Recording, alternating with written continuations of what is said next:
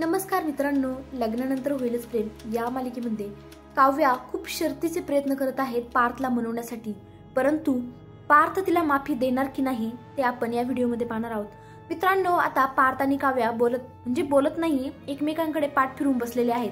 पार्थ त्याचं काम करत आहे, काव्या ही तिचं काम करत आहे, परंतु काव्या बिचारी एक अन्नाचा कण सुद्धा तिने जेवलेला नाही आणि ती त्या चिठ्ठीत तसं लिहिलेलं आहे की जोपर्यंत तुमच्या नाकावरचा राग जात नाही तोपर्यंत माझ्या पोटात अन्नाचा कणही जाणार नाही। आणि ती बोळे करून त्या चिठ्ठीचे बोळे करून त्याच्या अंगावर फेकत आहे, परंतु पार्थ तिला इतकं इग्नोर करत आहे की तो ते पाहत सुद्धा नाही। पण मात्र काव्या बिचारी ती त्याला समजावून सांगत आहे की पार्थ देशमुख प्लीज मला माफ करा, माझी काहीही चूक नाहीये, मी लपवलं, मी तुमच्यासोबत फसवाफसवी केलेली नाहीये, माझी मजबुरी होती, मी नाही सांगू शकले तुम्हाला कारण तशी वेळच आली नाही, तशी परिस्थितीच नव्हती की तुम्हाला मी सांगावं सगळं काही, पण परंतु तुम्ही प्लीज माझ्यावर रागू नका। आणि ती चिठ्ठी तरी पहा, मी काय लिहिले ते तरी पहा। जेव्हा पार्थ ती चिठ्ठी पाहतो तेव्हा त्याला काहीच फरक पडत नाही। तो बोलतो की तुम्हाला काय वाटतं, सगळ्या गोष्टी तुमच्या मनासारख्या झाल्या पाहिजे का? मला नाही फरक पडत, तुम्ही जेव्हा उपाशी राहा मला काही फरक पडत नाही, आणि प्लीज याचं गिल्ट आता मला देऊ नका की तुम्ही उपाशी आहात म्हणून।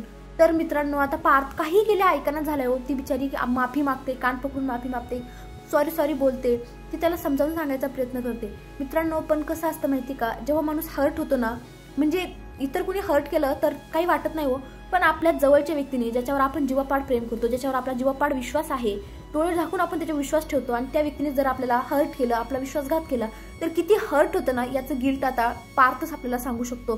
पार्थला वाईट नाही वाटत आहे, त्याला हर्ट झालंय आणि तो इतका हर्ट झालाय की तो काव्याला काही केलं माफी देणं, माफच करेना।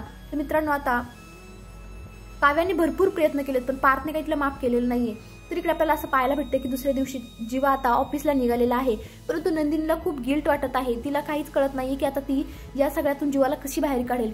जीवा आता पार्थ सोबत बोलण्यासाठी तडफड करत आहे, कारण मित्रांनो या सगळ्या गोष्टींमुळे आता जीवाचं सगळ्यांसोबतच वैर आलेलं आहे ना। तर बाबा त्याच्यासोबत बोलतात ना, पार्थ त्याच्यासोबत बोलतो आणि इतकी जवळची नाती दुरावलेली आहे त्याची।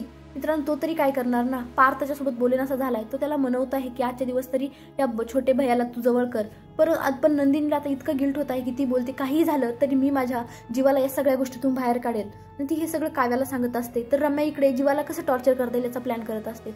मित्रांनो, आता सगळंच काही इतकं कॉम्प्लिकेट होऊन बसलेलं आहे ना की आता काय आणि कसं हे आता कसंच काही कुणाला कळत नाहीये। तर मित्रांनो, तुम्हाला काय वाटतं, आता जीवा या सगळ्यातून कसं बाहेर पडणार, नंदिनी त्याला बाहेर कसं काढणार, आणि पार्थ काव्याला माफ करेल का, तिला माफी देईल का? कमेंटमध्ये नक्की सांगा। धन्यवाद।